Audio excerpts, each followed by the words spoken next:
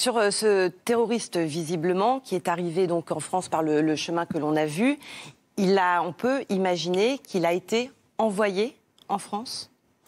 Alors, est-ce qu'il a agi de son propre chef, comme certains, ou est-ce qu'il fait partie d'une organisation ? Apparemment, il était un peu isolé, d'après les témoignages familiaux. Il ne semble pas appartenir à une organisation. Et c'est peut-être ça qui est encore plus dangereux. C'est qu'on a effectivement affaire à des terroristes qui, c'est très facile de prendre un couteau et d'aller tuer quelqu'un.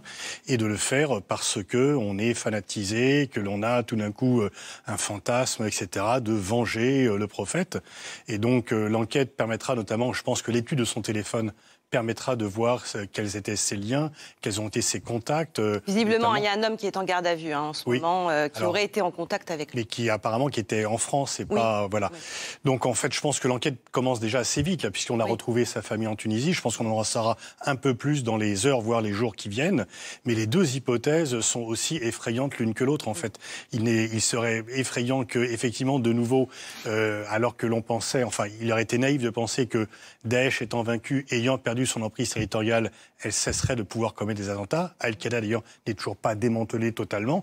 Donc, non, mais on a eu tendance à le croire à un moment. Oui, alors c'est vrai que certains ont dit Ben Laden est mort, très bien, il n'y a plus de terrorisme en 2011. Et ensuite, quand Daesh a perdu son emprise territoriale, on a eu le même soulagement. Alors que ceux qui sont un peu plus raisonnables disaient non, ils vont se reformer, c'est une bonne chose qu'ils aient perdu leur emprise territoriale, mais ils n'ont pas perdu leur capacité de nuire, au contraire, une bête blessée est parfois plus dangereuse encore.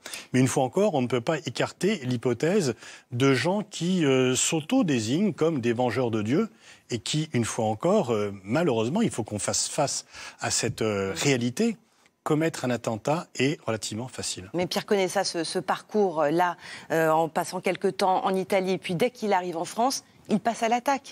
Moi, je suis en désaccord avec Pascal, parce que je pense que, si vous voulez, tous ces pseudo-mineurs, si vous voulez, qu'on voit commettre des attentats...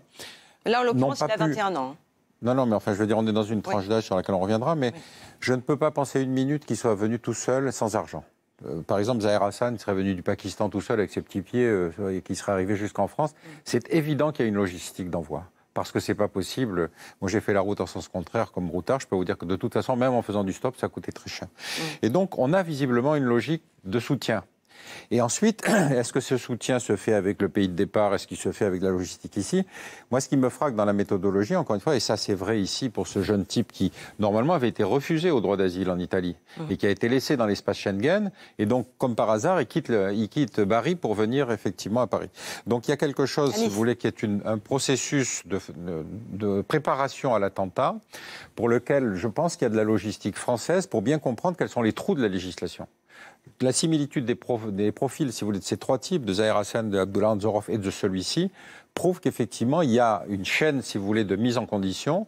Et puis ensuite, on ne sait pas exactement lequel va passer à l'acte. Mais enfin, en tout cas, il y a quelque chose qui est une préparation. Rappelez-vous, notamment pour le Samuel Paty, je veux dire, cette espèce de montée en ébullition de la communauté des salafistes français pour cibler le type, donner son adresse, savoir où il est, etc., etc.